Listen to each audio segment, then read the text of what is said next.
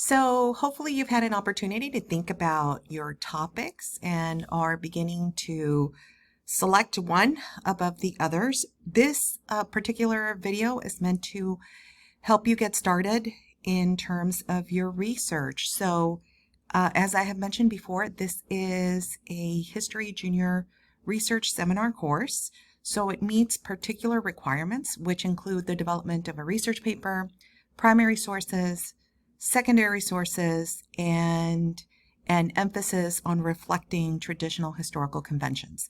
And so we are going to be looking at different pieces of this as we progress through the semester. But to get you started, I wanted you to begin to think about developing a research question. One of the things that I am asking you to do is to pick one item from the many that you took a look at. And one way to do that is by developing a research question that reflects why it is that you are interested in a particular topic.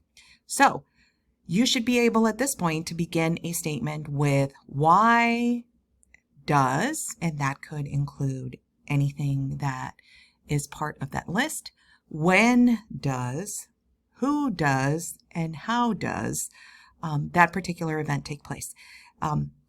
Research questions are just that, a one statement in a question format that basically addresses whatever your topic is going to be. So I want you to challenge yourself this week. I will be asking you to develop this further in the next couple of weeks. So think about that, especially because one of the things that you should begin to do is to engage in research. But before you engage in research, you need that research question. Part of the reason that that is important is that oftentimes, as historians, we love the things that we research, and we may not always be as pragmatic or practical about our efficiency in actually not spending as much time doing that research as we should. So this week, as you develop your primary topic, put it in a research question format. And as a matter of fact, for your discussion board for Thursday, give me your research question so that I know that at least you're beginning to think about it. And if you run into problems, then that is something that we can address now, not a couple of weeks from now when you are going to be asked to begin to submit different parts of your paper. Don't forget, if you run into any problems, you can always address them with me. So where do you begin? Many of you already have different places that you go and do research at. We're going to be exploring a couple more this week. I did want to encourage you to develop a system to help you organize all of the great research that you will encounter. And one of those places, or one of my recommendations, is actually for you to use Zotero. Zotero is an open source software program that is available free online. It was created with academics in mind, so it is very much structured in a way that it is useful for us to organize our research and, more importantly, to develop those endnotes or bibliographies, which are an important part of our research. Zotero is something that I actually use in my own work, so I've been using it for a long time. And what I'm going to do now is actually show you how it actually operates. The way to access Zotero is to go to zotero.org, and you can actually create your own account. And basically, there is a tutorial on the Zotero website on how to use it. So for many of you, this is going to be easy.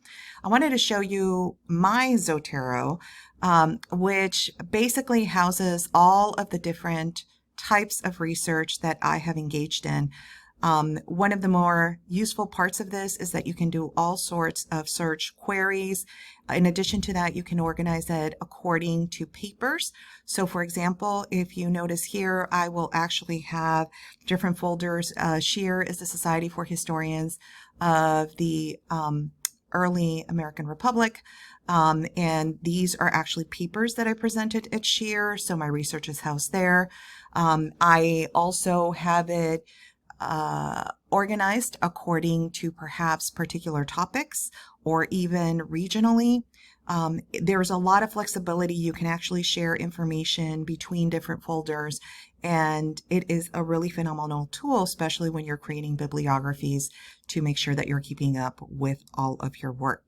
I wanted to show you one example of this. So this is from a series of documents that I found at the Library Company of Philadelphia in their archives.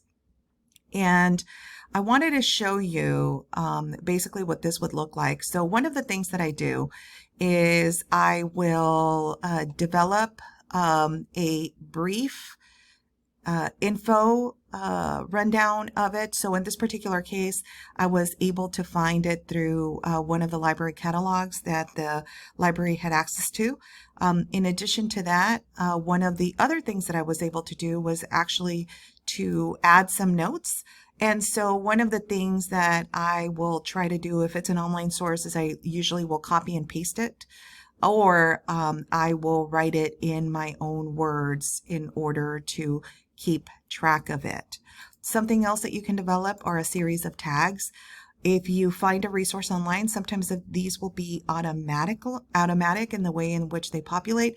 Other times you can add them yourself, and I often do in terms of the way that I like to organize things, because one of the ways in which you can find the sources that are connected to a particular topic is basically up here, and you basically type in whatever tag it is that you think you saved it on, and all of the documents, secondary sources, newspaper articles, anything that you've put in Zotero will basically pop up if you have tagged it.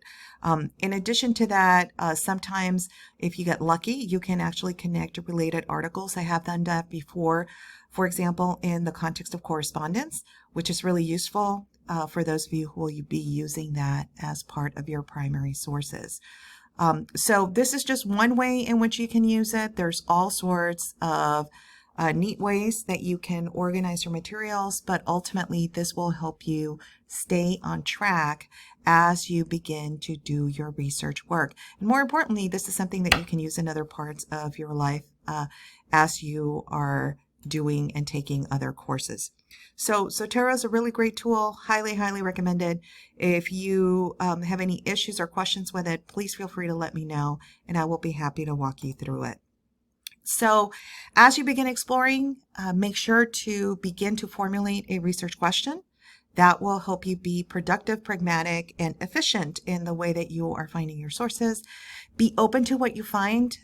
Remember that it's okay to change your topic based on the evidence.